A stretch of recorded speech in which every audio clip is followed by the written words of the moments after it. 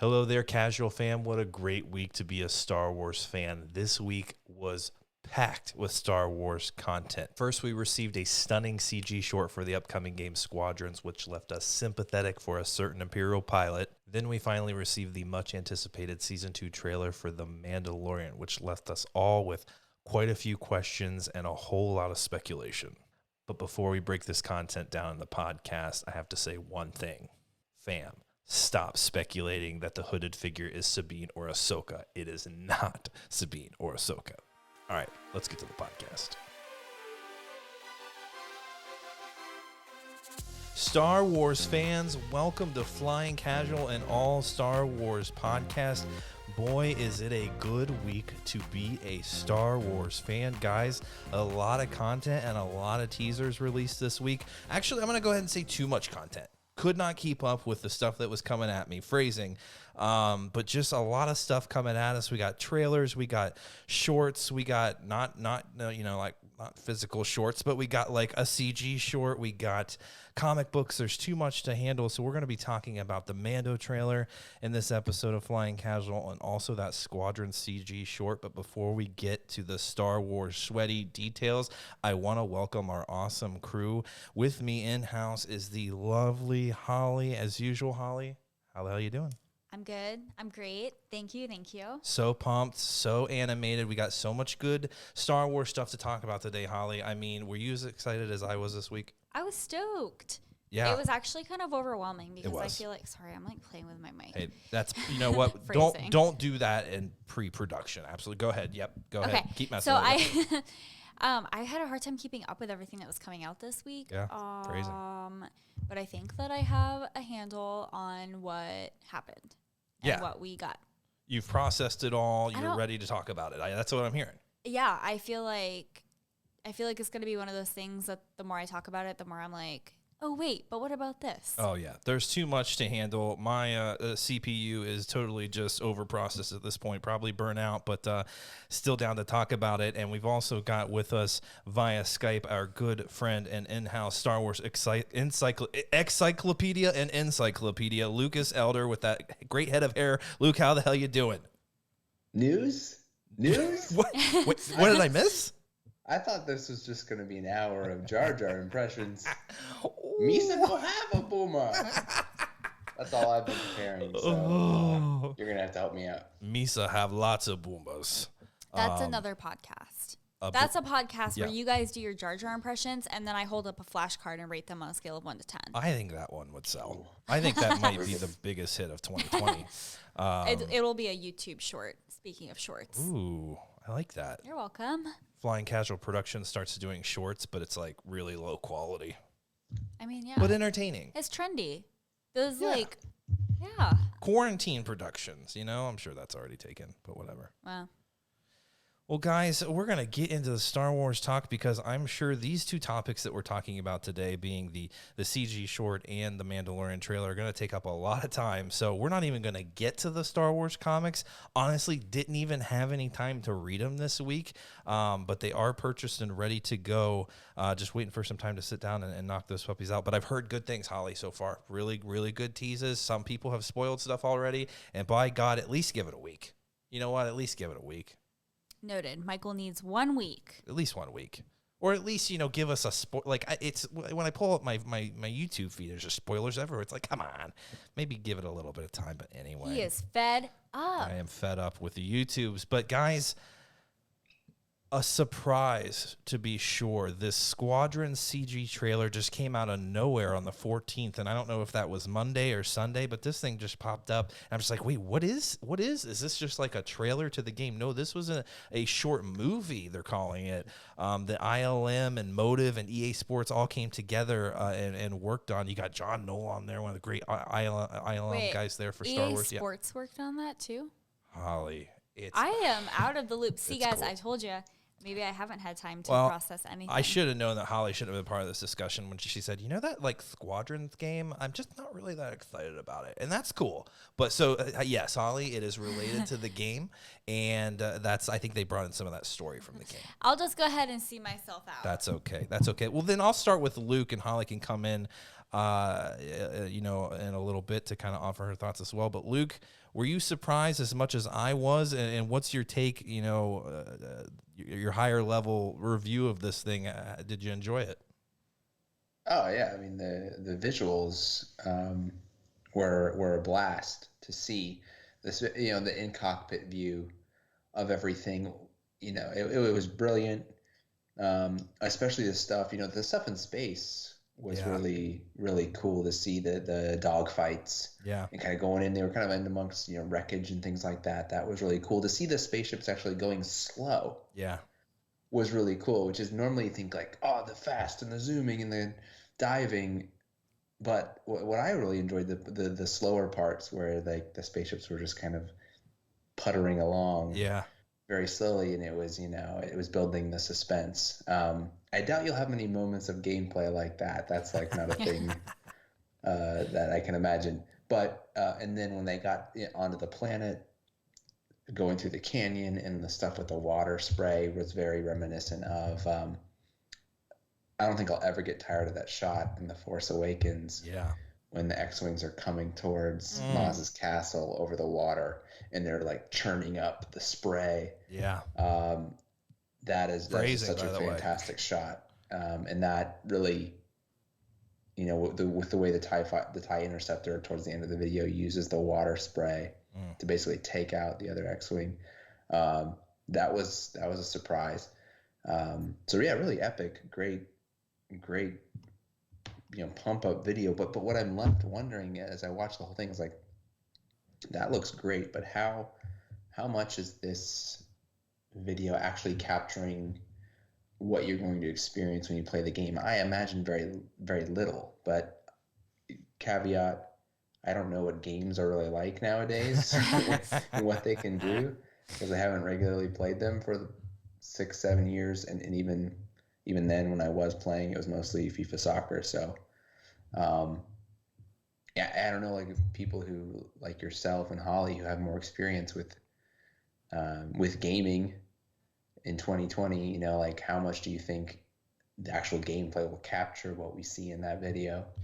Yeah, it's definitely got a, as cinematic as it was, it definitely had like a cutscene kind of feel at times, right? Like getting some of the stories from Battlefront that we got and stuff like that. I mean, in my opinion, way better than even those cutscenes in Battlefront. But you're right, it felt more cinematic. I think the campaign that we'll get to play as Imperials or as Rebels, it'll capture a little bit that. So we'll follow this this individual Varco Gray as well. I think you'll even fly with him at times. You may not play him, but you'll fly with him, I think, at times. So just kind of setting you up for his story a little bit. Even the Star Wars on their data bank has provided a little backstory to him too. So yeah, it felt like a hype reel. Like it just was, and it was effective too. I mean, in 7 minutes, it started out really high intensity, and then the pacing brings it down a little bit, and you get a moment to kind of catch your breath, and you're like, okay, what's going to happen? Is this suspenseful? And then just at the end, it just kind of hit.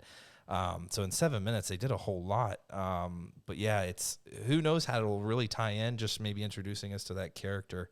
But Holly, what did you think? I mean, this isn't your type of game, Squadrons, and that's totally fine. I mean, you put in a good solid 12 hours of Zelda the other day. So I did. I don't expect this to be your favorite game of the year or ever, but the clip itself, I mean, what about it did you enjoy, maybe not enjoy?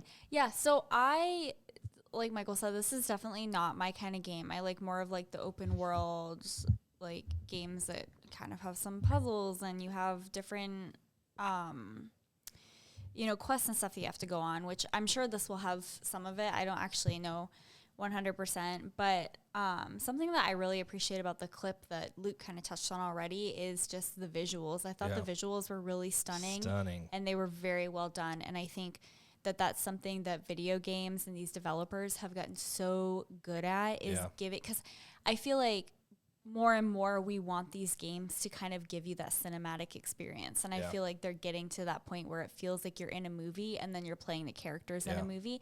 And even throughout this clip, there are parts like, you know, when Varco Gray would take his helmet off or he would put it back on, you could kind of like read the emotions on his face, which I think is kind of still relatively new for video games. And that's just because the graphics have gotten so good. Yep. So I definitely really appreciate the developers and the time and the care and the thought that they put into creating these games.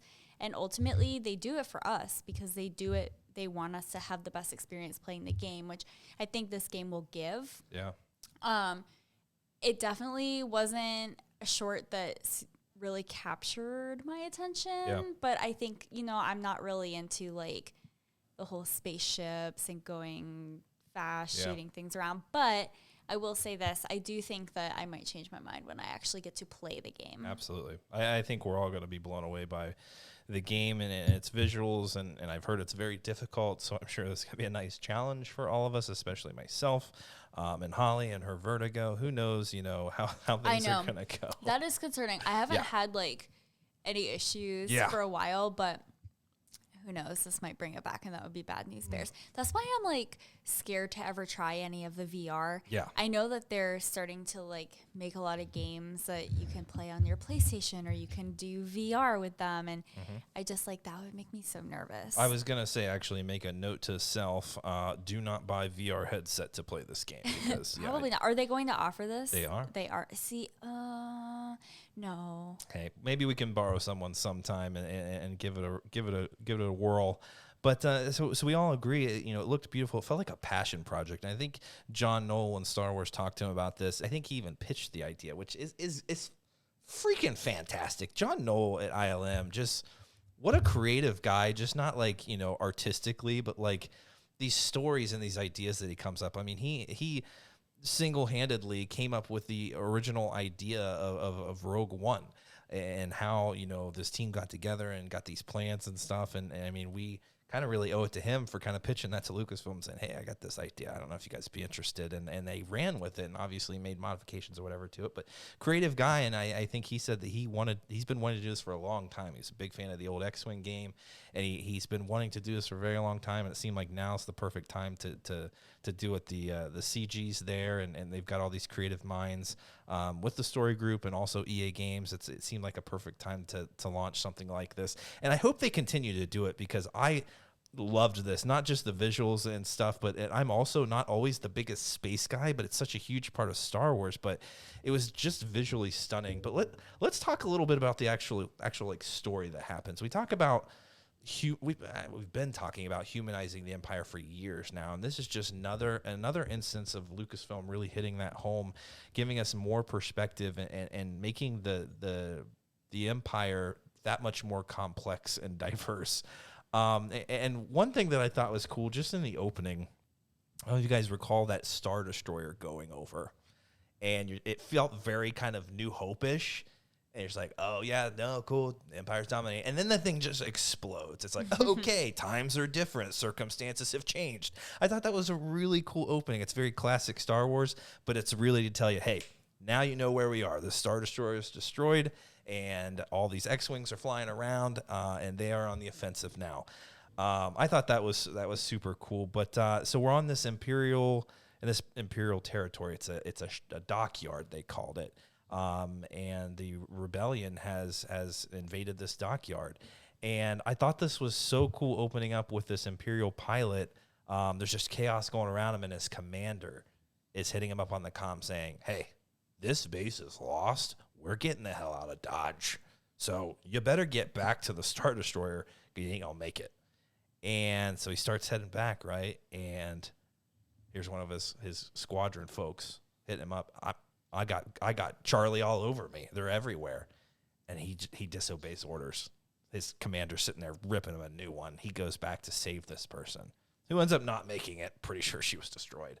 But what a story. I mean, we see rebels disobeying command at times. You know, I recall Hera disobeying commands from the actual alliance, or, you know, everyone. I mean, Han Solo, everyone is disobeying orders in this rebellion. But to see in such order of this empire and respect for authority, someone going against those orders from your very stereotypical Imperial officer, solid British accent, seemed like a total ass, seemed very selfish, and he diverts to go save one of his people. I mean, Luke, I was touched by this moment. It's not, anything relatively new we've seen, but it's just adding layers to the Empire. Yeah, there's still really terrible people there, and that commander sounded like one of them, but maybe there's some decent folks that are just trying to make it in the galaxy. What did you think of this kind of relatable Imperial side of things?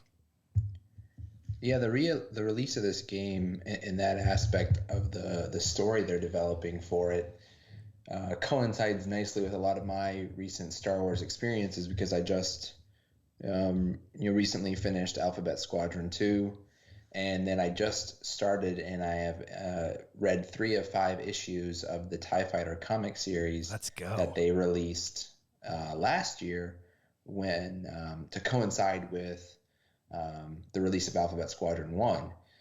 So Alphabet Squadron has a lot of that Imperial point of view aspect to it, with some former Imperials, current Imperials, and this TIE Fighter series is all from the point of view of a TIE Fighter squadron in the Shadowing group that is the main adversary of the New Republic forces in an Alphabet Squadron.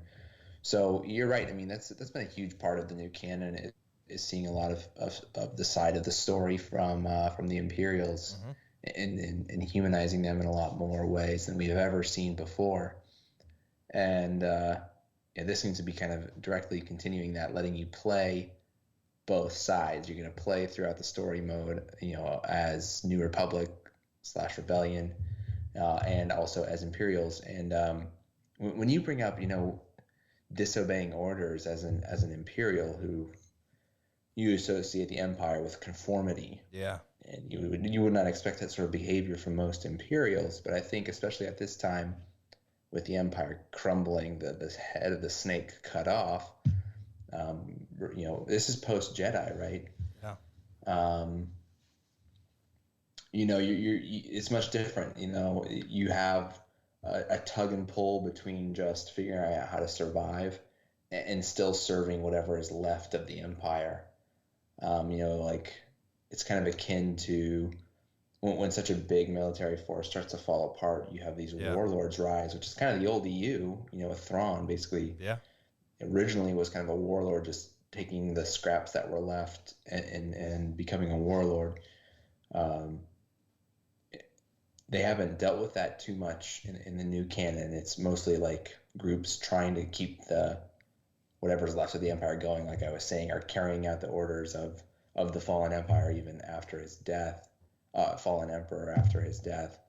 There's just so many nuances in the Imperial side of the story now that there weren't before.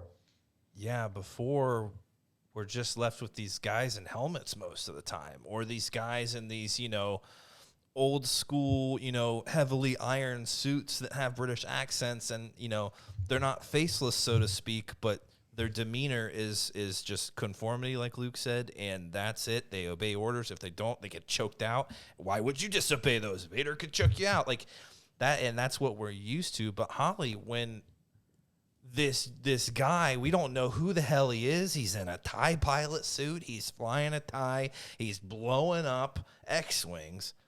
The first minute you see him disobeying orders to go save his friends. Were you relating to this guy? I've never rooted for an Imperial so hard.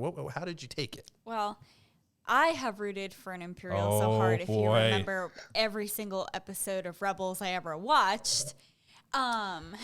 Governor Price. No, that was Holly during the whole show. That was not me. That was Michael. Oh, yeah. But I think that I've said this before. I'm a big fan of kind of humanizing some of the Imperials that we meet. I think that if you don't give them layers, we eventually start feeling like we're getting the same story. Yeah. It's always the same bad guy. None of them have personalities. Yeah. Where is this going? I need to know more for me to stay intrigued. Yeah. And so I feel like what Disney has come in and done, and I might get some hate for this, but I think that they've done a good job with this, Yeah. is kind of giving us more of those characters in the Empire who we can relate to a little bit more, because before really it was just Darth Vader. I've never heard anyone say like, man, I relate to Palpatine so much. Oh boy. But I mean, think some of us did at times, but know. hey, I'm sure there's a lot of teachers out there that, everything's so crazy right now. Like, if I just had some Force lightning or something. They want to choke out their Padawans. Yeah, maybe. Well, I guess that would be Anakin Skywalker. Well, see. Boy, that seems like a very permanent resolution, though. So go ahead, Holly. Yeah, sorry. I wouldn't recommend that. Take a step back. Yeah. I just think that it's good that we're getting these layers. I feel like I'm repeating myself now. Yeah. I've lost my train of thought, but Of Hoth. I've lost my train of thought. We all have. But I feel like it's making it more interesting, and it's keeping us intrigued, and it's giving us, more characters to like. And I think that in The Rise of Skywalker, we were introduced to a group of, I guess, I don't want to say like people who defected, but they left the First Order. And I kind of feel like what I took from something that Luke said, he said the head of the snake has been cut off, so to speak. Mm-hmm. And there's kind of all this now like dysfunction and disorder. You can kind of see how that could have been a trend that we would have seen in the Empire as well, where people start to defect and kind of go off. And I'm not saying that they would join up with the rebels, but I think that they would start to do their own thing. Yeah. Well, so as much as you want to root for this Varco Gray, I mean, he's still an Imperial, captain. He's still an officer. He still supports the Empire. So while he's doing admirable things in this short, you still have to remember he's still a part of this voluntarily. And so Star Wars revealed a nice bio on him, because this was just kind of released. We had no idea who this person is. And you could definitely tell he's a little more complex than your typical Imperial. And so, Holly, this bio has a lot in it that we're going to unpack over time. But would you mind reading that? Because there's a lot of people that don't go to the data bank and find these characters and read up on them. So if you don't mind, and we'll kind of unpack that as we go. Yeah, if you haven't seen it, I've seen it floating around online, but you can go to the Star Wars data bank and look him up, Varco Gray. But the background that we have on him says Varco Gray started his career as a police officer on Parkella, fighting to keep order in the face of corruption and injustice. Yeah. In time, he joined up as an Imperial TIE pilot, seeing the Empire as the only hope for a chaotic galaxy. Beating the odds to survive battle after battle, much to the relief of his husband, Emery, Gray's skills and experience eventually earned him a promotion to Titan leader. So now we know who he's That's with. the squadron, yep. Mm-hmm. Over the years, Gray has wrestled internally with the Empire's methods, but he's seen too many TIE pilots sacrifice their lives for Imperial ideals just to reject them now. Oh, boy. So as much as you want to root for this guy, he's a law and order kind of guy, right? Like, he comes from his home world here. He's a police officer, probably a lot of crime there, and he's like, this is some way that I can contribute to bringing order to this region or whatever, the city, wherever they're talking about. And it maybe even sounds like maybe that wasn't working, or that wasn't enough in his eyes, and now there's this new empire. Hey, they're definitely going to be around for a while. They obviously took control of everything very quickly. This is my kind of society here. This is the kind of control that I think we need, and he embraces that. But does he? Because it does say that he grapples with the methods of the Empire, and so I feel like now you're getting into the territory where you have this character. We don't know everything or really anything about where he came from. Yeah. But we do know that he's not 100% on board with everything the Empire is doing, which probably explains his behavior that we see in the short, where he's like, you know what, I'm going to go help my guy because that's what's important to me. Definitely. And so I think that that's something to keep in mind as we're learning more about his character to kind of understand where he came from, because I feel like that's also something that's very relatable for people right now, and everything that's going on right now is, okay, I believe in this, and this is the closest that I can get to something that's going to support that belief. Yeah. It's not the best thing, but it'll do for now. Yeah, it seems as if he sees it's kind of a necessary, maybe not even a necessary evil, and who knows when he kind of came into things, right? Could have been pre-Death Star 1 or post-Death, I'm assuming pre-Death Star 1. And I'm sure there's some Imperials out there that had no idea that the Death Star was even a thing. Yep. And maybe they're like, hey, I grew up on Alderaan. What the hell was that? Like, what you just blew up my planet. So I'm sure there's many stories out there that are way more complex than even his. But so we've got this guy who believes in order and everything that's going on now. You know, even like Luke said, the head of the snake's kind of cut off. You still have a lot of people that are obedient and feel like that empire provided that control and that order that's necessary in a galaxy that is honestly pretty chaotic. Like there's a lot going on, a lot of spice out there, a lot of cartels and things like that. So I'm sure some of those people think that's just the right thing to do and don't really understand or even know about all the crimes that the Empire's committed. And also, they mentioned his husband, right? Yeah, I think that's awesome. Another thing that I think that Star Wars has started to take a step in the right direction with is giving more of that LGBTQI representation. And I think it's awesome that we get that a little bit in the films, and there could be more, and I think there will be. We get that in some of the books, and now we're starting to see it in the video games. Yeah, definitely. Definitely a complex character, a unique character that we haven't really seen in Star Wars. Maybe the first time that we're learning that the Empire is on board with gay marriage, possibly. And that adds another layer to the Empire. Is that something that we're cool with? We're not cool with, other stuff, but hey, that's fine. Maybe a progressive empire. A progressive empire. I mean, I would probably not say that's the case. Maybe it's something that he's keeping from the Empire, but who knows? It's a galaxy far, far away from a long time ago. We don't know really kind of where the Empire stood on that. But, and Luke, something else that really captured me was just the portrayal of, or the lack thereof, of the portrayal of the rebellion, right? We're used to hearing these rebels call in with their signs and they're out helping people and there's just good stuff, good unity happening here. But in this short, we don't have a whole lot of visualization. There's kind of these faceless, rebels that may even be kind of dicks. Like how do you think they did with that side of things, kind of turning the page on the rebels? Yeah, it's definitely an interesting angle of this that you point out. The X-Wing pilot that he ultimately has the showdown with is just comes off as quite vindictive. Yeah. Almost. It's clearly a Rebellion New Republic victory, this battle that we see happen.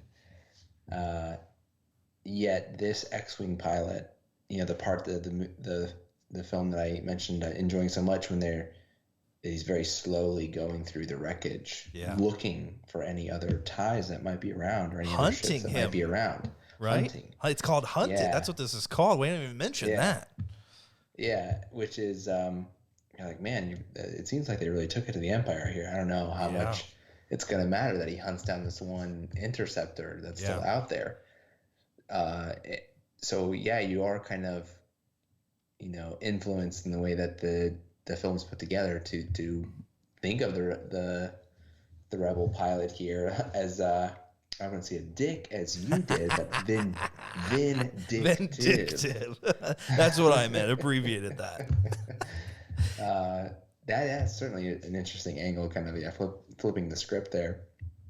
And what Holly touches on a lot in that bio background of the character Gray, that is the main angle that they've played out throughout this new canon era, about why people who should still be sympathetic characters are choosing the Imperial way. It very much plays up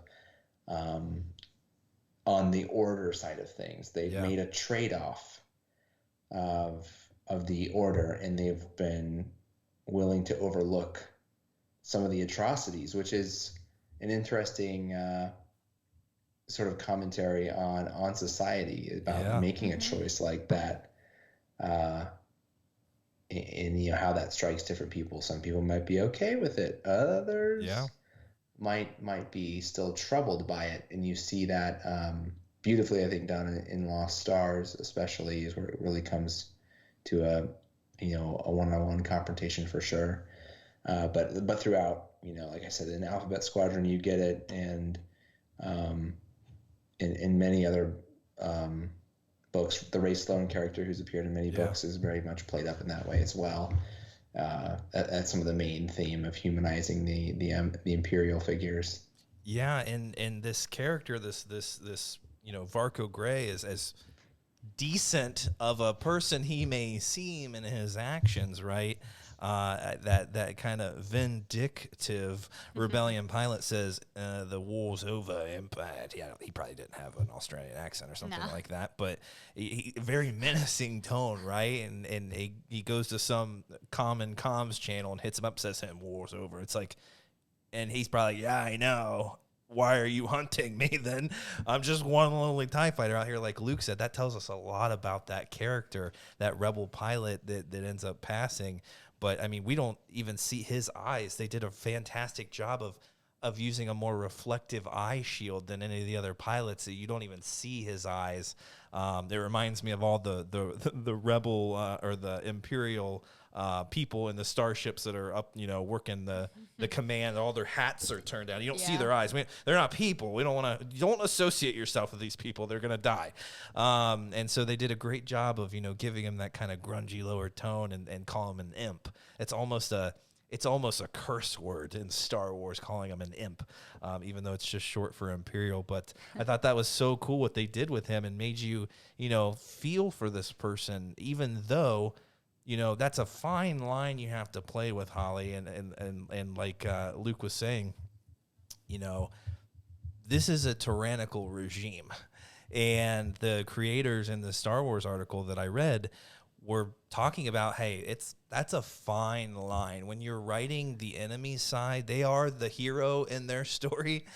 But that's also a fine line because these people are supporting a tyrannical regime knowingly, and they continue to support it even when the snake's head is cut off. Such a unique play on Star Wars, but you have to be careful, right? I mean, you have to be careful treading that line. And I mean, we talk about that all the time. What is the appropriate way to portray characters who do bad things and are dangerous characters? I mean, obviously, none of us are supporting characters who are, involved in genocide and murdering millions of people and willingly blowing up planets. None of us are actually actively rooting for those people. So I don't want anyone to be confused and be like, oh, flying casual, now it's an Imperial podcast. Bunch of Imperials.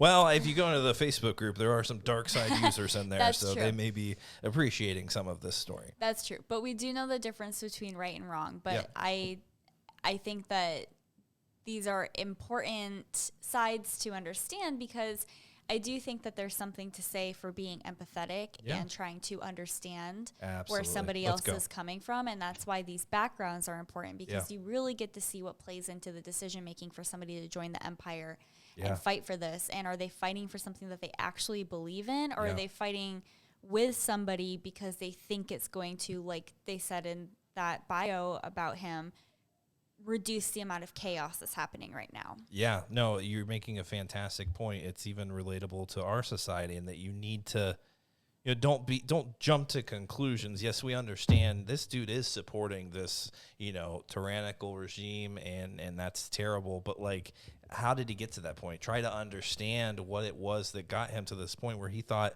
this is better than what it could be. What has that person seen? I even think of Cassian, like he, murdering some of the own rebels to protect information. He's seen some crap. Yeah. So like, to him, that is worth it to do what needs to be done to end the Empire. So we see this story often from the rebels, but it's you need to understand where these people are coming from. Some are just like Sheev.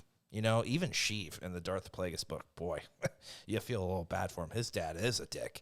And it doesn't mean go kill your family, Sheev, but like, come on. Like, he went through some stuff as well, but ultimately, I'm not making any, excuses for Sheev Palpatine. He did some really terrible Sounded like you things. made a couple excuses for him. I may have, but and so it's interesting too in that.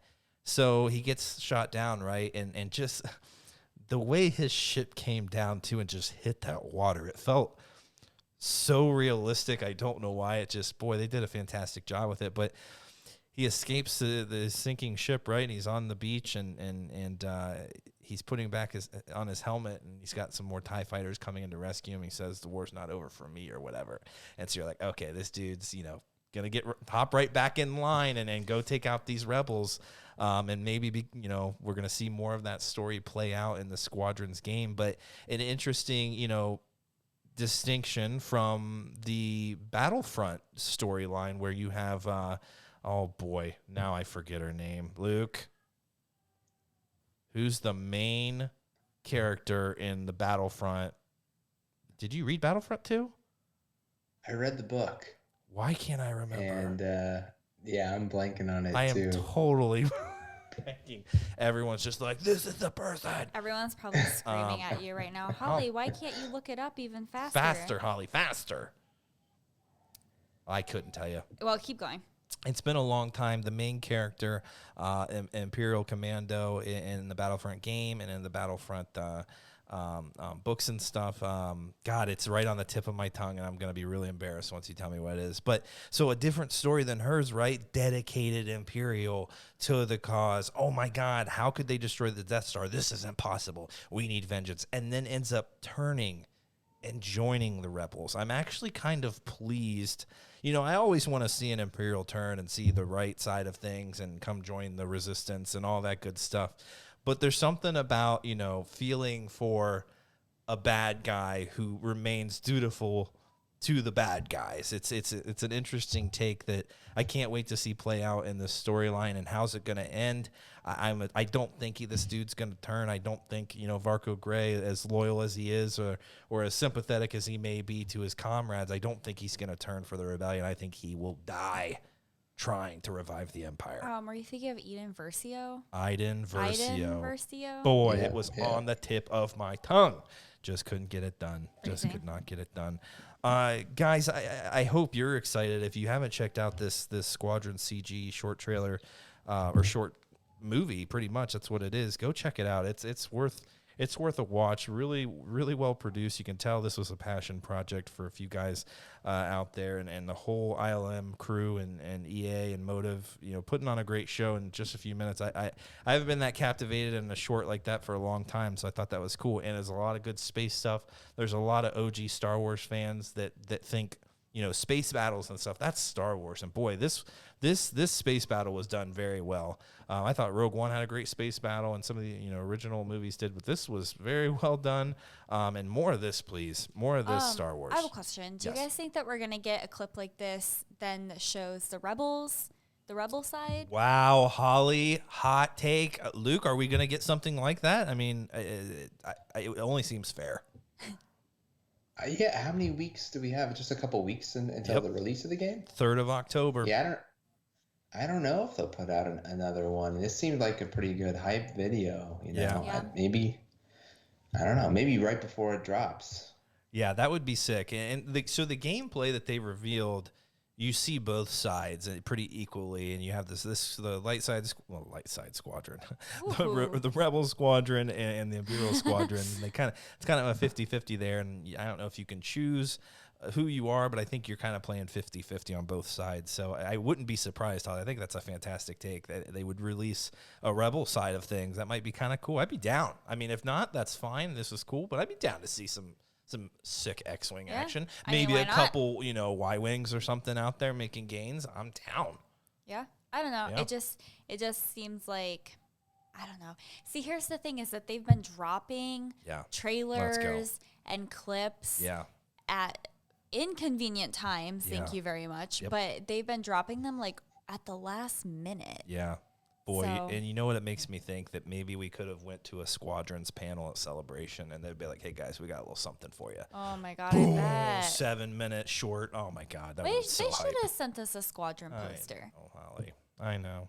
I know. I'm just now. I can't go back. I'm out of August. I can't get depressed. Like that's we're moving on. 2020 is I'm almost just saying done. we bought the tickets. Damn it. We did. Okay, Now I have to wait 2 years, and who knows what the hell's gonna be. Things are gonna be like then. But anyway, so guys, check that out. Super hype, super epic. There was something else that dropped this week, Holly. A little something. Yeah, I think that that was the thing that everyone's been waiting for because they won't stop talking about it. Oh boy, I know. Well, I'm hearing some people say, you know what?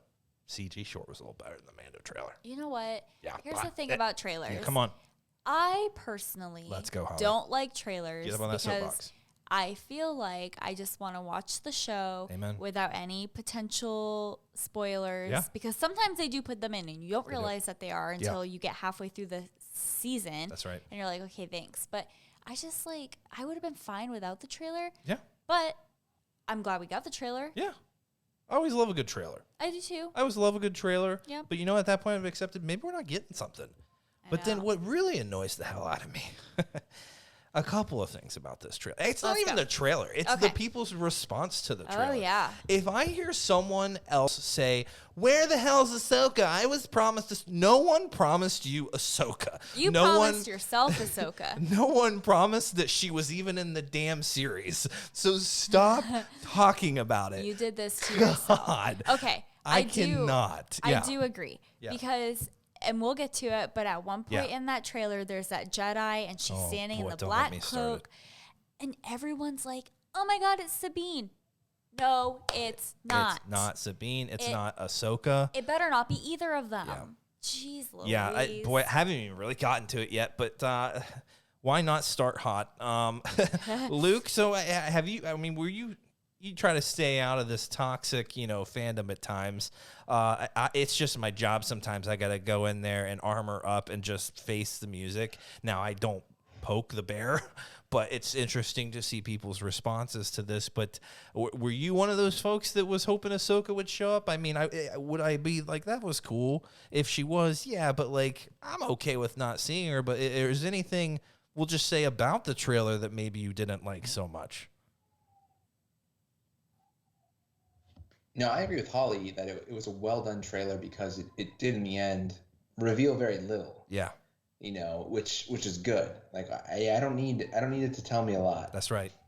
Just give me some visuals to let me know it's going to be another quality season. And that I think is one of the biggest things that I think especially the shots of the spaceships looked a lot better than I think season 1 did. Absolutely. With the Razor Crest and the X-Wings. I think that was some of the weaker visuals in the first season was when you would see some of there was that time in the beginning of the one episode where you had kind of a dog fight with the other bounty hunter. Yeah. And it didn't look as good as a lot of the planet side stuff would look. Yeah. And there's that bit where, the directors and Filoni show up as the X-Wing pilots to blow up that one station. Yeah. And the X-Wings and everything, they don't look as good as you might hope for. But seeing those shots of the Razor Crest and the X-Wings in the trailer, I think they fine-tuned a lot of the spaceship stuff, and I thought it was pretty good. And I don't know what the broader reaction was because, like you said, I don't really go looking for that stuff too much. It's funny that you mentioned the Sabine thing because I think there was I don't know a lot about the actress. She's a WWE star, right? Tasha Banks. Sasha Banks, yeah. When it was rumored that she was cast, I remember people said, "Oh, maybe it's Sabine." I think people made the connection because I think as her wrestling personality, her hair is often purple or pink or whatever, and it's people just jump to that, which is a little silly. But no, I never thought something like Ahsoka being in this would be revealed in the trailer. That having live action Ahsoka, even if it's rumored and turns out to be true, is way too big to give up in the trailer. Yes. No way. There is and that is a problem in Star Wars. People are just but this person in real life, wears their hair like Sabine. It's come on, people did that. Dudes. Sasha Banks, she dyed her hair turquoise 3 months ago. Yeah. And then when the trailer dropped, everyone was like, Yeah. oh, here she is with turquoise hair. That's not her natural hair color. No shit. It's not, Yeah. sorry. Whoa, It's Holly. not her natural hair color. There's no delay on this podcast. I can't bleep that out. But I'm just like, stop jumping to Yeah. conclusions. Just like, let it happen. Yeah, if that's what we're going off of, then Ninja, gaming star could be Right? freaking Well, Sabine. And there's something that Luke said where, Luke, you were like, live action Ahsoka is too big to be revealed in a trailer. Yeah.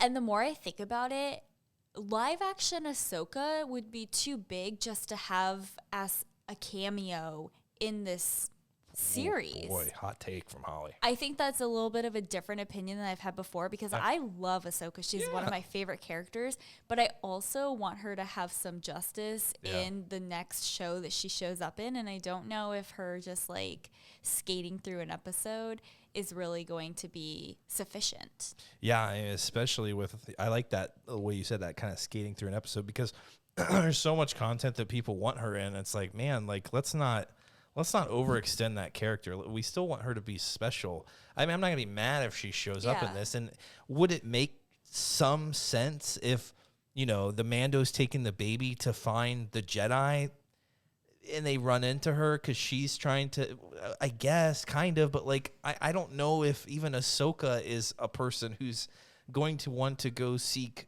Jedi lore and understand. I don't, maybe I'm wrong about that.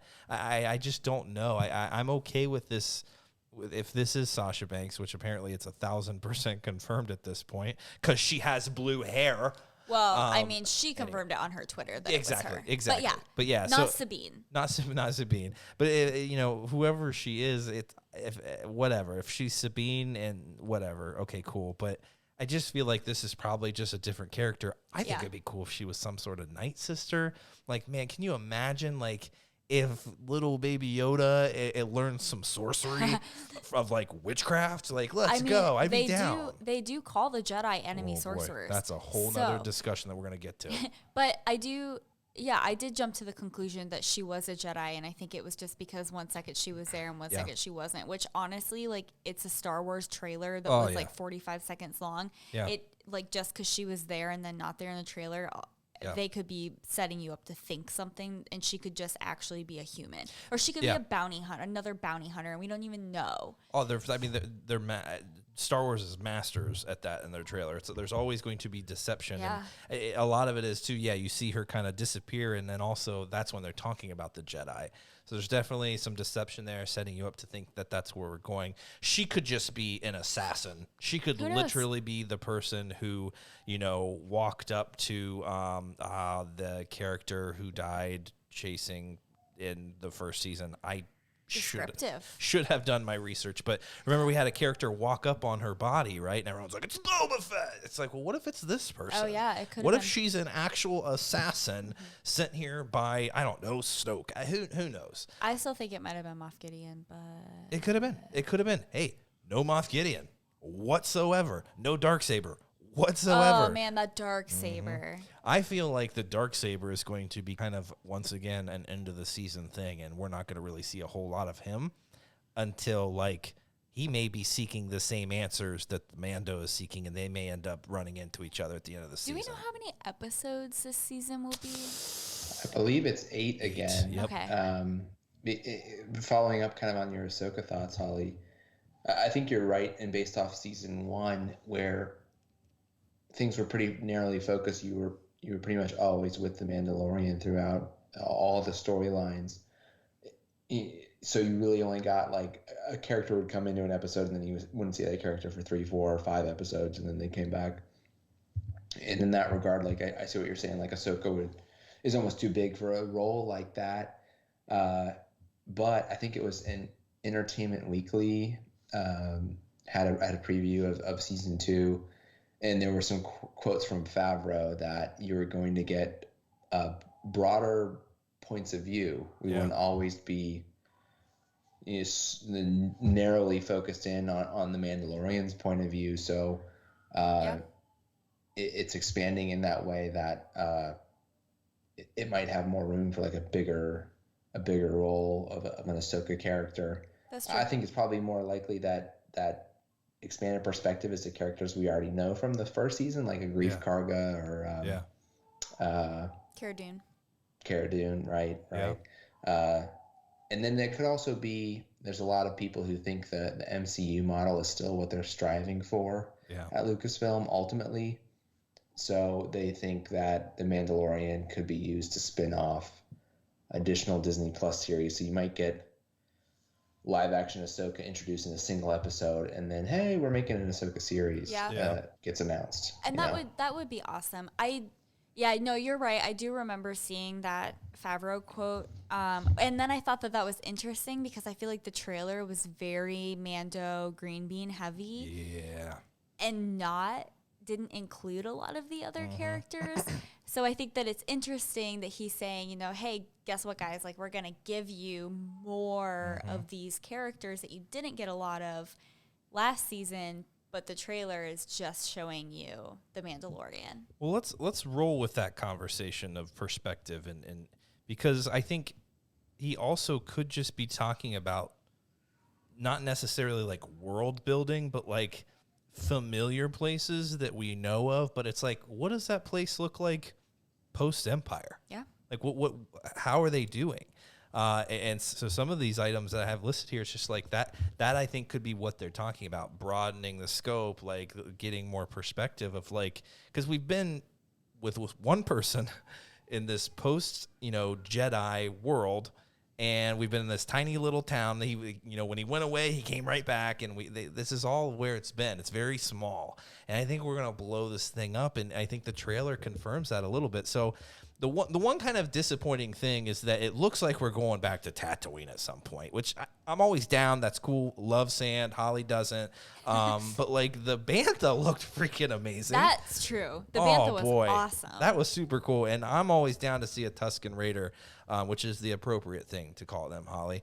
Yes. Now and BPC, please. Amen. And and the bantha, it was awesome. And I don't know if we've ever seen live action one of them riding one, at least not that close. Maybe through some binocs.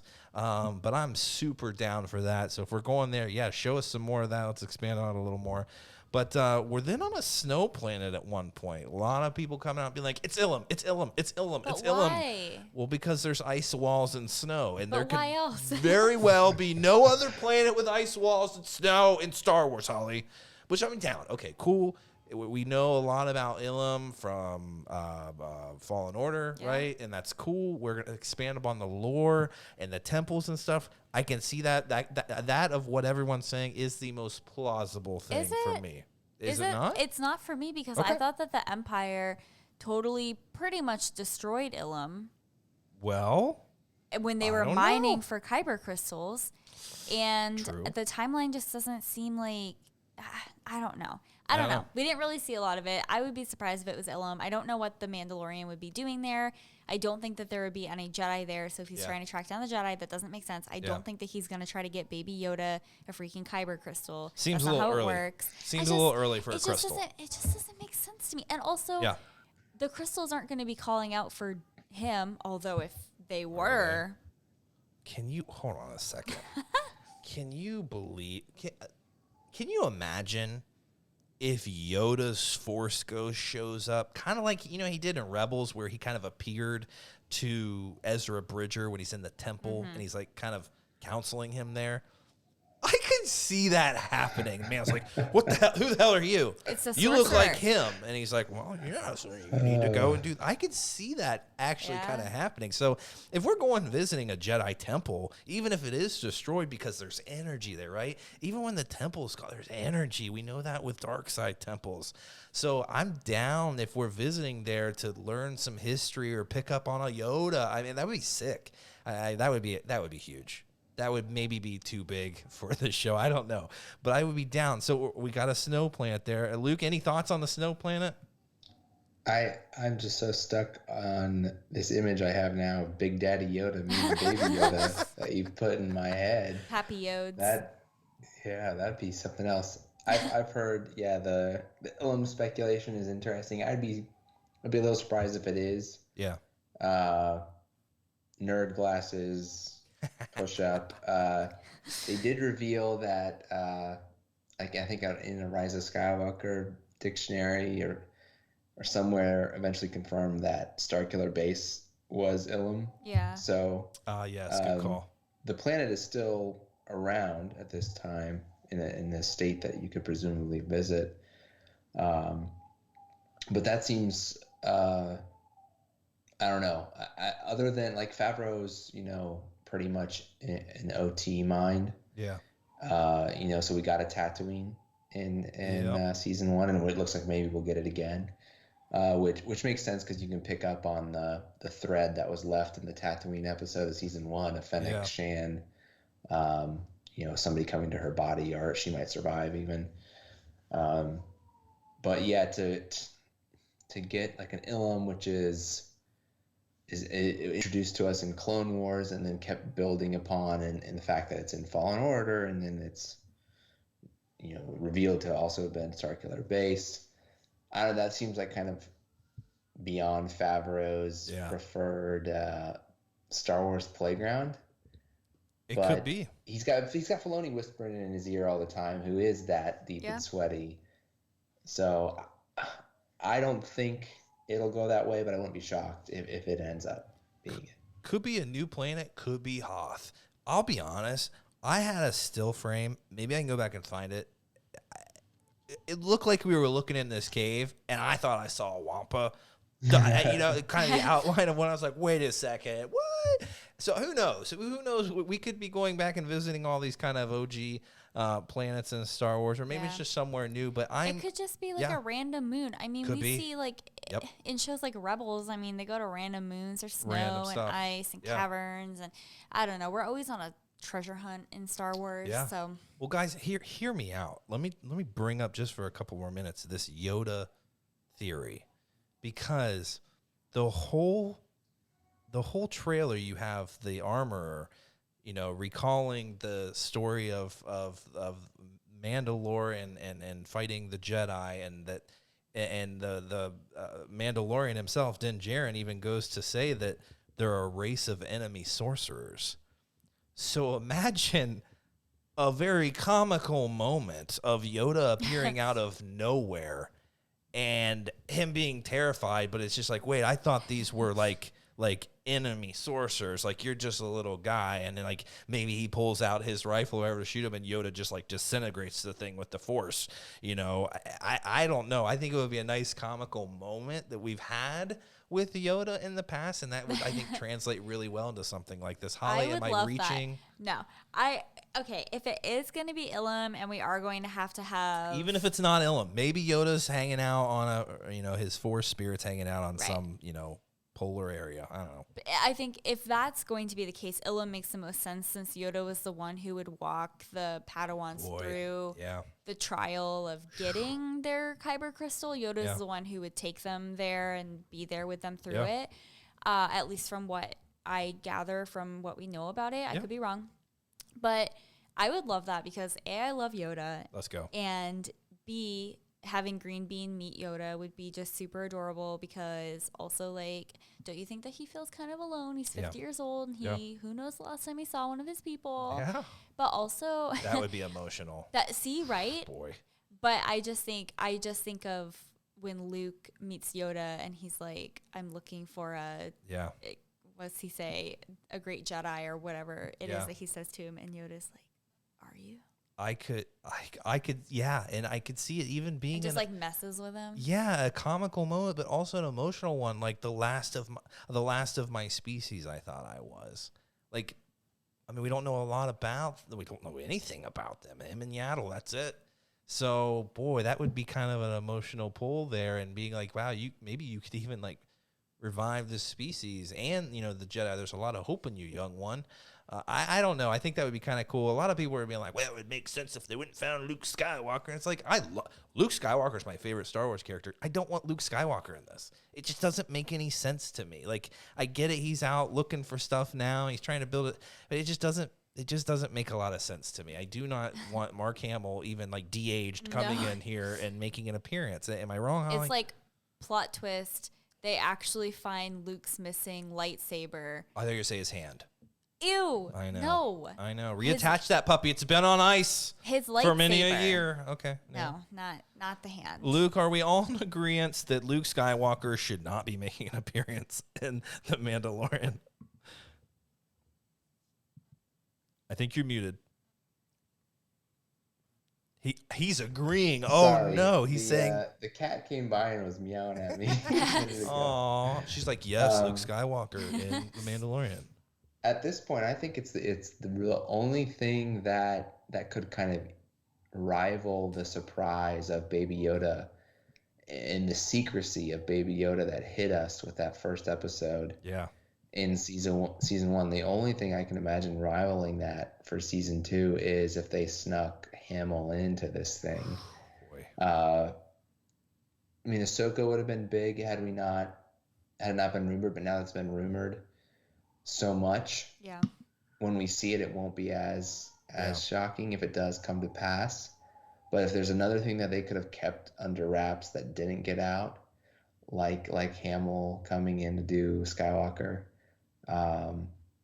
I'd be down with being that surprised. Yeah. And I would trust Filoni and Favreau to make it work. Yeah.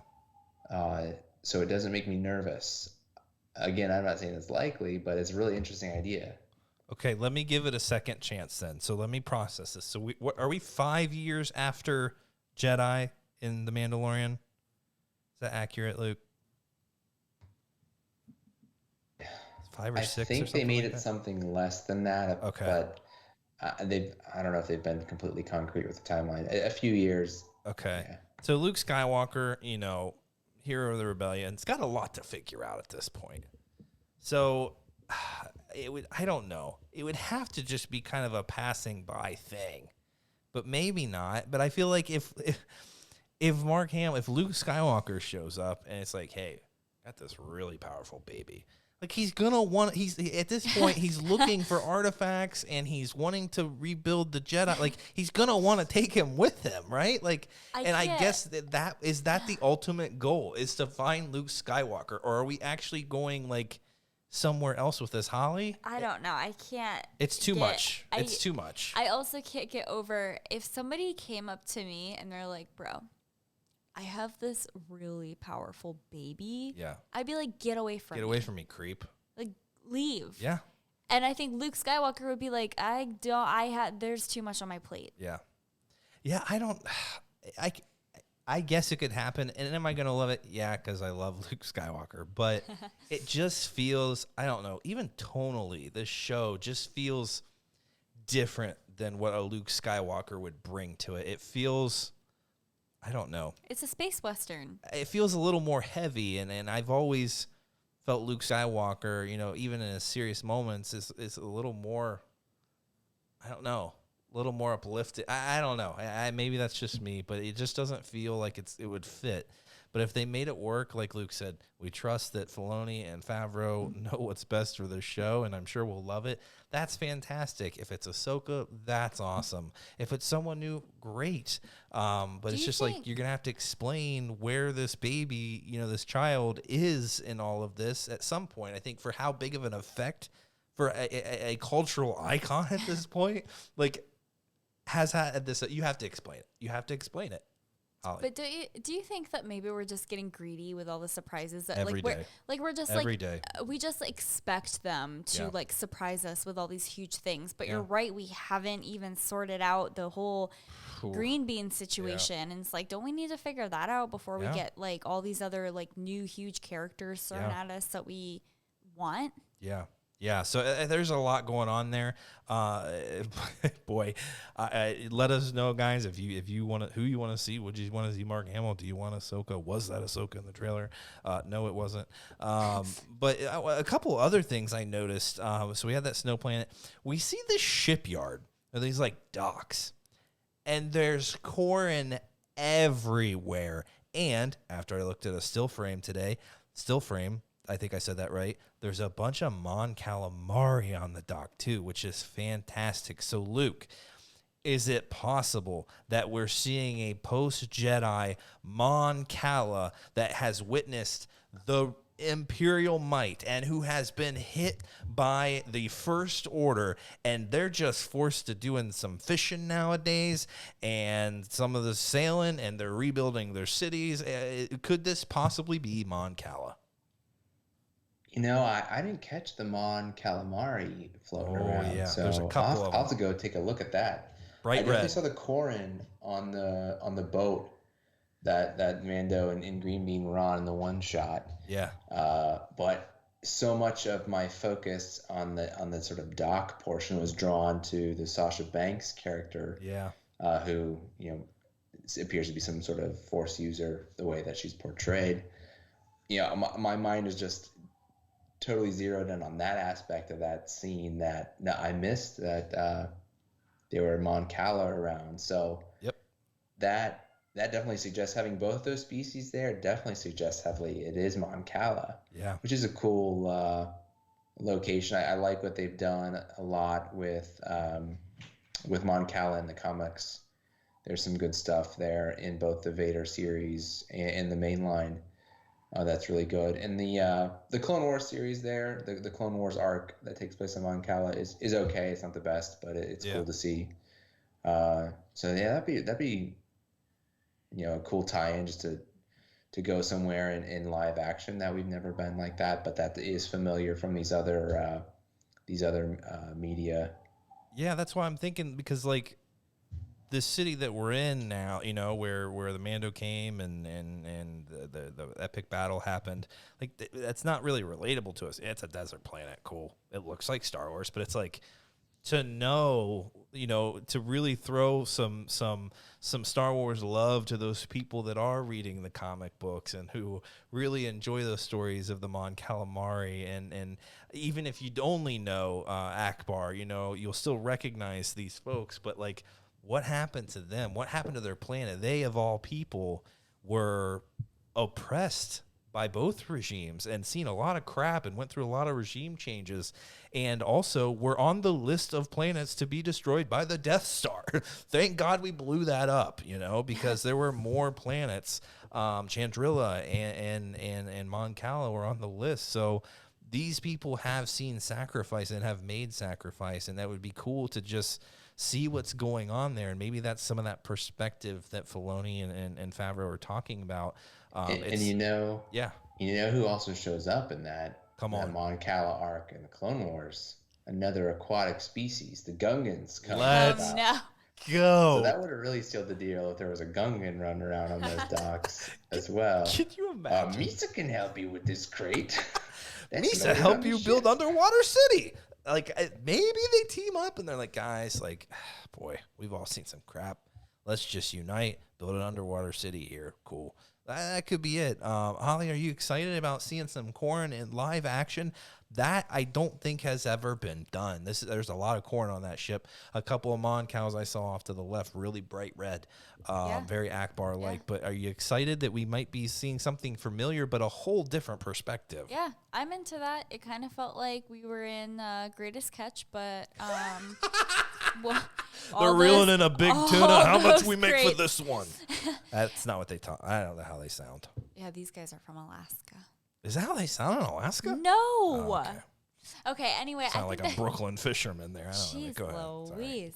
No, I'm excited. I'm into that. I'm always about going to new places, but I also get, they want to pull in those OG Star Wars fans and say, like, look, this is familiar. You've been here before. Yeah. Maybe. Absolutely. Yeah, and we're seeing in another scene, we see Gamorreans fighting, which their legs looked a little skinny, for what we're used to seeing with Gamorreans. It looked like they just kind of stopped with the costume, and they're like, just throw some green tights on him. Yeah. Yeah, he can have the big bull nose and stuff, but throw some green tights on him. His calves look great. And it seems like they didn't work on the legs at all on these creatures. And that's okay. That's okay. But a couple of them fighting in a ring. Also, right after that, There was kind of like a creepy, weird scene where someone's like hanging upside down, and I didn't know about that. This is a hard city. I mean, there's graffiti everywhere. There's people hanging by light posts. There's a fight club going on where Gamorreans like use weapons. So it was pretty intense. You know, is the Mando getting into some trouble? Is he having to take some jobs from these people to get some money to fix the ship?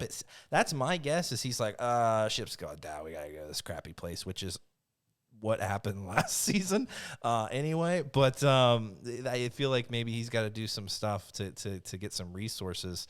I did like. It doesn't seem like he wants to be there. Like the dude was like, "This isn't any place. for a baby. This is no place for a baby." Yeah. And then I did like little green beans in his little egg. Yeah. And then all stuff's going down, and he goes to hit the button, and it just seals him right up. So good. He's like, nah, I'm staying out of this. That was such, because the Mando was about to use his birdie things. I forget what they're called, but he's just like, I know what goes down here. Let me.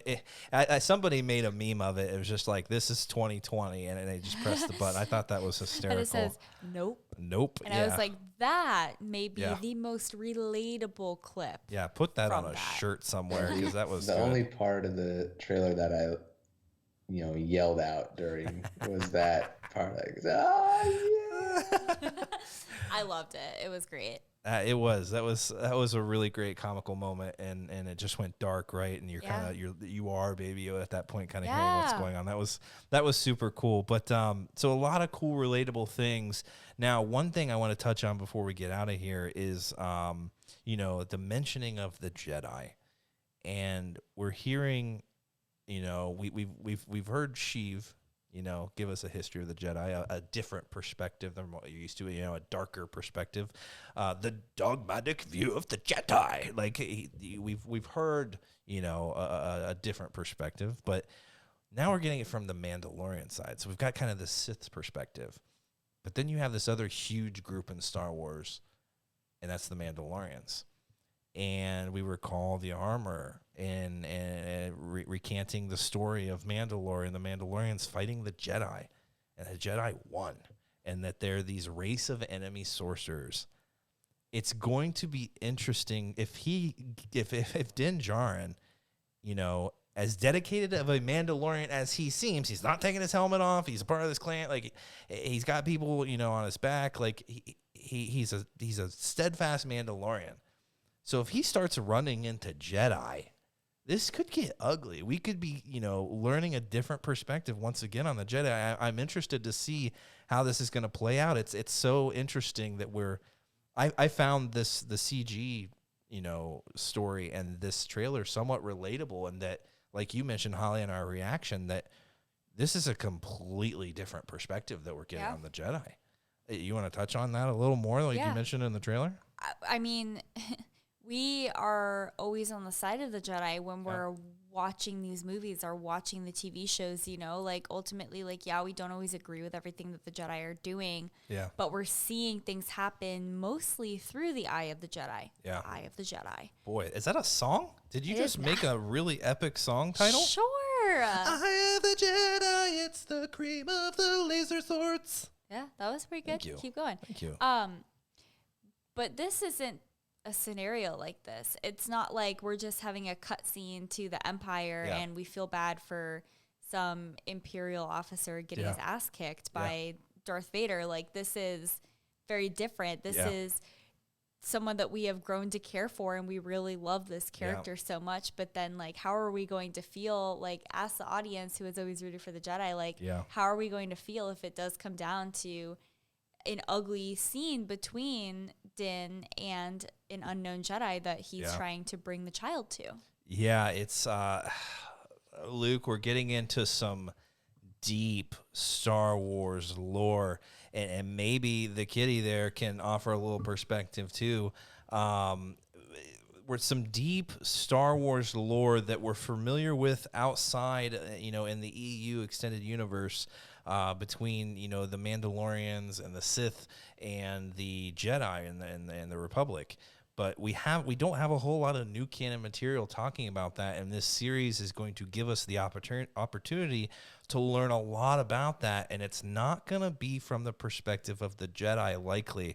So maybe this Baby Yoda here is going to be the bridge between these two groups that will allow them to see one another, from a different perspective. You have Sabine and, Kanan, who, I don't know if they had many differences, in the beginning when they were all friends forming their crew, but like you saw them coming together, but we weren't, Kanan wasn't really seeking out the Jedi, right? He had found a new family, kind of moved on. Yeah, he's still using his Force powers, but being a Jedi is just not kind of a thing anymore. But Luke, what do you expect that we can get out of that and this story of the Jedi that we're gonna get, and I'm sure we'll see some at some point, but like, what are you expecting from this? There's going to be a great amount of tension either way between Din and whatever Jedi he might come across, or Force wielder of whatever sort, because like we see in the Sin episode 3 of season 1, how personally he becomes attached to Baby Yoda. Yeah, and it's that personal attachment that leads him to rescue him and then take him back. And then the longer they're together, that bond will only strengthen, presumably. And he feels, I think, such a bond with Baby Yoda and want to protect him, that even though he's been told, by the armorer, which seems like a wise path to reunite him with his people. However, that's going to be defined. We all assume it means his people as in Force wielders. Yeah. Jedi. That is a noble path. Seems like a sensible path, but easier said than done to give up potentially this thing you've been protecting to somebody else who you really know nothing about and only know as an ancient enemy in the lore of your people. Yeah. There's a great amount of tension there, even if you come across the most benevolent, well-intentioned Jedi. So I don't know if we'll get to that point in this season where he's, because they want this to go. I think they've already said they're going to do season 3, no doubt. So I don't know how long they plan this thing to live in total as a series, but I'm sure we'll get at least that tension teased a bit, even if it doesn't come to a head in the storyline of this season. Yeah, maybe a confrontation, Holly, in the future. I think actually something Luke just said was so fascinating to me, because I'm sorry I keep bringing up Fallen Order. I literally can't help it. Let's go. I just feel like we're talking about this new canon stuff, and that just came out. I can't imagine what would happen if Din was to leave Baby Yoda in the care of the wrong former Jedi. Because I keep thinking about, I mean, there are so many Jedi out there that have bad intentions, and we meet some of them in these games and this new canon material, the books and stuff. I mean, what's his name? Malachi? That doesn't sound right.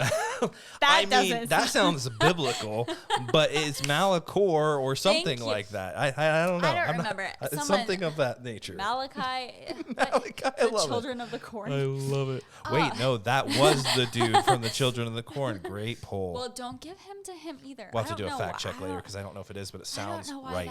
Yeah. God, what am I thinking? But also could be from Kingpin. I don't know. Great movie, but it could be from Kingpin. Go ahead. I don't know what that is. Oh boy. The bowling movie. Oh Jesus. Okay. Here we go. Holly doesn't remember any great movie I've ever showed her. Speaking of missing Continue a hand. your thought. Him and Luke Skywalker would get along. Okay, I'm done with the relations. Okay, we're moving on. I'm so sorry. Yep. But what would happen if he dropped the child off? I mean, granted, he's become so attached to the child that who knows, he might not even be able to say goodbye, and he might just stick with him forever. Boy, yeah. But can you imagine if he was like, okay, found someone who was a Jedi or this Force wielder, and bye, see ya. Yeah. And it was like the wrong person. That would be terrible. Yeah, you would hope that he would vet these people a little more, but you're right. Let's hope he doesn't just say, "Hey, you lift rocks. Let me leave this guy here with you. You're a space wizard." Like let's hope that he vets this person a little more, or these people, whoever it is. But you're right. Fallen Order tells us that there's some people that Order 66 happened. they were away, but then they kind of got consumed by the dark side. Yeah. And some dark witchcraft. So there's a lot more out there than just, the Sith and the Jedi. There's some other stuff going on too. You're absolutely right. It could be way more complicated. And you're talking about Night Sisters. Yeah. And I'm like, well, let's hope to God that the Mando doesn't take Little Green Bean to Dathomir, because... Well, that would be problematic for both of them. But I after seeing Marin, I want a Dathomir witch running around with the crew doing awesome sick stuff. But we're already getting that in Fallen Order, so I'm cool with that. Fallen Order too, but I want more. Why can't we have more? Yeah. Why can't we have more Night Sisters Holly, running around? We're some greedy sons of bitches, okay? We can't get it all. Listen, I don't think that's asking too much. Wow. Well, then let's send Filoni, take note. He's listening, so take note, Filoni. But yeah, maybe it's too similar. I don't know, but I now thinking about the Jedi and the history with the Mandalorians, like, there's amazing things that we've seen in the past with Force users fighting Mandalorians, and now you want to see it in this series. If it is kind of, in the future, like Luke said, maybe that's an ultimate kind of confrontation that we get later on. I think that would be wicked cool. Wicked cool. I think you mean that would be wicked awesome. Wicked awesome. Sorry, yeah, I'm kind of mixing two different kind of cultural, statements there. My bad, Holly. It's okay. My bad. So, guys, I hope you're excited. I thought this was mad hype, and yeah, you didn't get these big reveals, but I don't know why you would want them. Right. This is exactly what I needed to get me ready for this coming. Is it October that we're getting this? The 30th next month. Like, this got me mad hype. I'm super ready for the Mandalorian and the CG short we got. Man, it was almost too much to consume. But I'm here for it. I know Holly and Luke are here for it. Guys, any other thoughts on anything that we talked about today? I feel like we're just going to have to see how it looks when it comes out. And plus, we'll get Squadrons first, right? Oh, yeah. Have you pre-ordered that? Not yet. Whoop. Some massive gaming is going to be happening. So if you don't ever check out the Flying Casual YouTube, do that, because we're going to be slaying at some Squadrons. And by slaying, I mean we're going to be slayed. But luckily, we've got some Squadron mates that are pretty good at gaming. So hopefully they'll have our backs and be protecting our six. So looking forward to doing some live streaming there. Looking forward to the Mandalorian. Looking forward to Squadrons. I am just super pumped. Guys, we're going to check out the new mainline Star Wars comic and the new Darth Vader comic next week. Some exciting stuff coming out of that Darth Vader comic. I'm loving the teases that they're releasing, because it's bringing non-comic book readers into the comic book family, because there's great stories happening, great compliments to Revenge of the Sith, I'm hearing. So I'm looking forward to that material. Cannot wait to delve into it. But guys, I hope you enjoyed this episode. If you want, go ahead and give a like if you're watching on YouTube. If you're listening on Apple Podcasts or any other subscription service, go ahead and subscribe to that. Let us know that you appreciate what you're doing. Leave us a review. Holly, love a good review. Am I right? Love a good review. A nice 5-star review goes a long way. So we appreciate your guys' support if you're willing to do that. If you want to interact with a lot of sweaty nerds, go ahead and join our Facebook group. Big and sweaty nerds going on there. A lot of good conversation with those folks. We have a lot of them on our podcast. You probably know them from hearing from them and seeing them in episodes. So get to know those guys. It's a fun group. It's a family, to be honest. So get in there and check out the Facebook group and like us across all social media. Every once in a while, Holly and I check out Twitter, but Holly, honestly, really annoyed with Twitter. Can't do it. There's too much negativity, and we want to be able to critique Star Wars. Let's go. But we also want to still enjoy it. Still enjoy it. Boy, it's tough to get out of Twitter and be like, I still like Star Wars. I know, yeah. Or do these people actually like Star Wars? I'm starting to question that. I've never seen so much hate on a product that people claim to love, Holly. But hey, whatever. Amen. It is what it is. We'll still be on there. We'll still be promoting the podcast on there and interacting as much as we possibly can. But so check us out, everywhere you can, guys. We appreciate you listening. We love your patronage. We love you guys listening to us and interacting with us as much as you can. It's a good time to be a Star Wars fan. I know these guys are excited. I'm excited. I can't wait to hear from you guys soon. We'll be checking out new material. So be ready. Get your reading done. And as always, family, may the Force be with you all.